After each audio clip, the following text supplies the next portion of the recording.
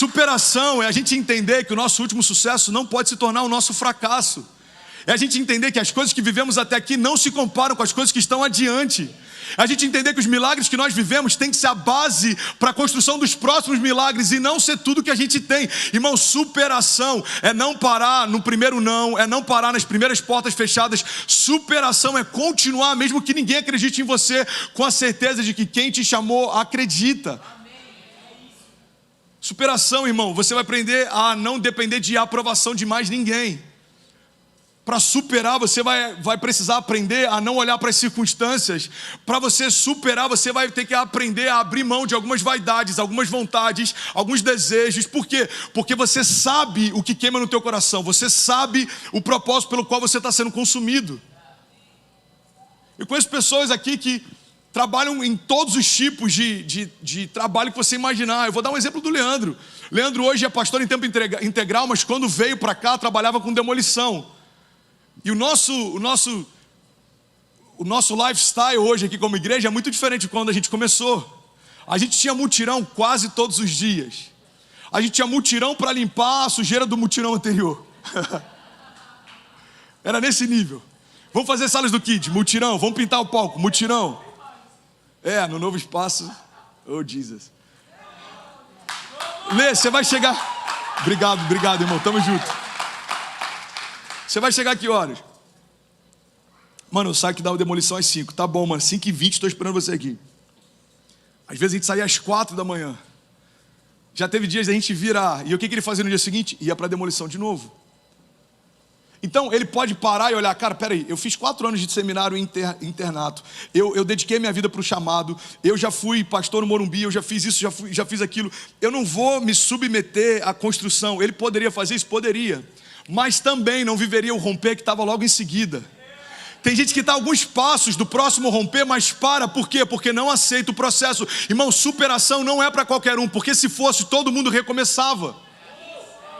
Superação não é para qualquer um, porque se fosse, todo mundo recomeçava.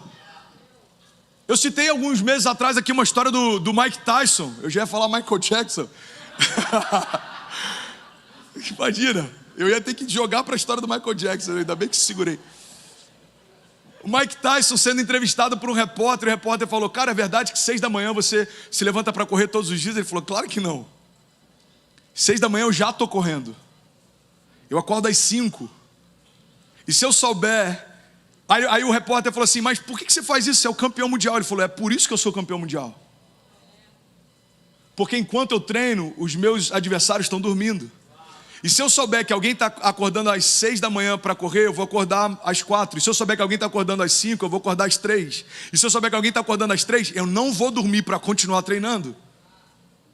Irmão, isso é alguém focado que entendeu que não tem tempo para dar desculpas. As nossas desculpas convencem pessoas, mas elas não mudam histórias.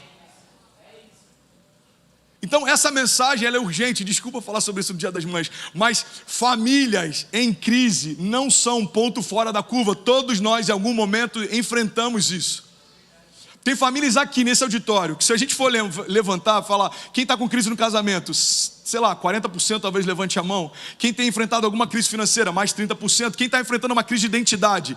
Quem está com um vazio existencial. Quem aqui só está funcionando, você não sabe ainda o propósito pelo qual foi gerado. Quem aqui pensa em largar a mão de tudo e voltar para casa? Irmão, a gente ia ter no final dessas perguntas um auditório inteiro com mãos levantadas.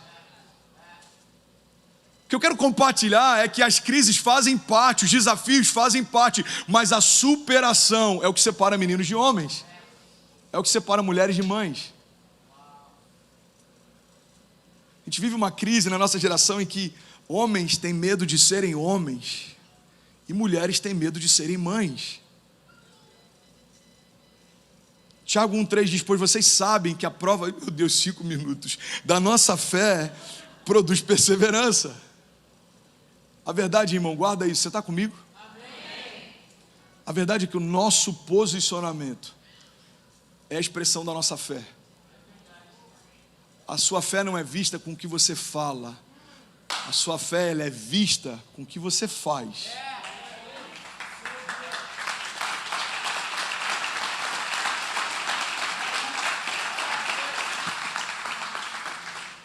Você percebe que no tempo da crise, segura aí um pouquinho, só para parecer que não está acabando.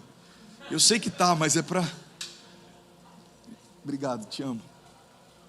Você percebe que a pandemia e todo o tempo de crise, ela faz algo. Olha para cá, não se distrai não, só tem 3 minutos e 40.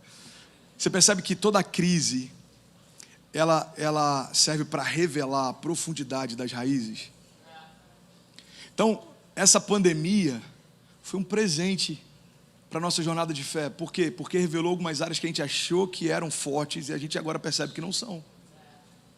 Você percebe que essa pandemia revelou falta de intimidade dentro das casas? Tem casais que funcionavam, a gente estava falando sobre isso no piquenique, né? Tem casais que funcionavam de segunda a sexta e saíam para se entreter no sábado, e depois que ficaram 1 ano dentro de casa juntos, perceberam que não tinha mais diálogo. Teve um cara que chegou e falou assim: cara, eu descobri que a minha mulher é uma pessoa incrível. Como assim você descobriu que a sua mulher é uma pessoa incrível? Eu nunca tinha parado para escutar ela. Irmão, é engraçado se não fosse trágico, mas it's true. Então, o que eu quero compartilhar com vocês é o seguinte, irmão: a gente precisa entender que estamos num tempo único na história da humanidade, em que está todo mundo tendo que superar. Então, se a gente entender que o que você está superando pode ser um canal de cura para quem precisa superar, irmão, não tem lugar mais rico para a gente estar do que numa igreja. Porque a superação do Lê em ter que trabalhar em demolição para manter o chamado vai inspirar você, que talvez está limpando casa para manter os seus filhos. E você limpando a casa para manter os seus filhos vai inspirar alguém que chegou aqui com uma promessa de American Dream e talvez perdeu tudo. O que eu quero compartilhar, irmão, é que a tua vergonha de ontem pode se tornar a dupla honra de hoje. Você crê nisso, de verdade? Olha o que a palavra diz sobre superação. 1 João 5,4, agora a banda pode vir porque realmente eu tenho que terminar. O que é nascido de Deus vence o mundo, e essa é a vitória que vence o mundo, a nossa fé. 2 Crônicas 15,7 diz: sejam fortes e não desanimem, pois o trabalho de vocês será recompensado. Salmos 28,7 diz: o Senhor é a minha força, o meu escudo, e nele o meu coração confia, e dele eu recebo ajuda. O meu coração exulta de alegria, e com o meu cântico eu lhe darei graças. Salmos 73,26 diz: o meu corpo e o meu coração podem fraquejar, mas Deus é a força do meu coração e a minha herança para sempre. Sabe o que eu acho interessante, irmão? Olha para cá, eu preciso terminar em tempo recorde agora. A gente olha para a história de Paulo, e tem um dos momentos da história de Paulo em que ele é picado por uma cobra. Você já sabe do final da história. Paulo quase morreu, mas termina como instrumento de cura. A gente olha para a história de Davi. Davi enfrentou gigantes, leões, ursas, quase morreu, mas se tornou rei sobre Israel. A gente olha para a história de José, vendido pelos irmãos, foi para uma cova, foi para a prisão, quase morreu, mas se tornou governador do Egito. A gente olha para a história de Jesus, irmão, fez milagres, andou sobre as águas e morreu, mas ao terceiro dia ressuscitou. Você percebe que todos os heróis da fé antes de Jesus quase foram, mas Deus manteve. Depois de Jesus, alguns até foram, mas Deus trouxe de volta. Irmão, a gente está aprendendo uma dinâmica a partir de Jesus, é que não tem a ver apenas com Deus permitir que a gente passe. Olha para mim, irmão, essa fé que acha que o fato de eu estar passando uma crise significa que Deus me abandonou, é uma fé infantil. As coisas não são binárias assim, preto ou branco.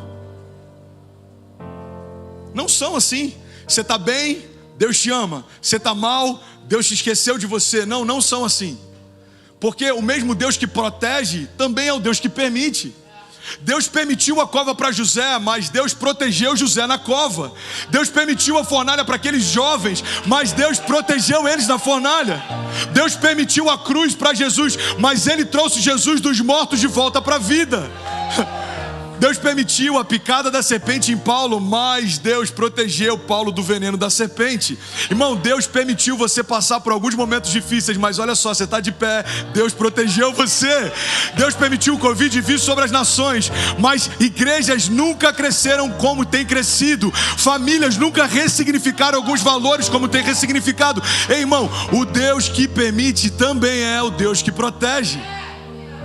Então, superação Não está ligado a Deus nunca permitir que eu vá para um dia mau. Não, superação está em não esquecer que o Deus que permitiu que o dia mau chegasse também é o Deus que recolhe as minhas lágrimas e faz com que novas coisas aconteçam.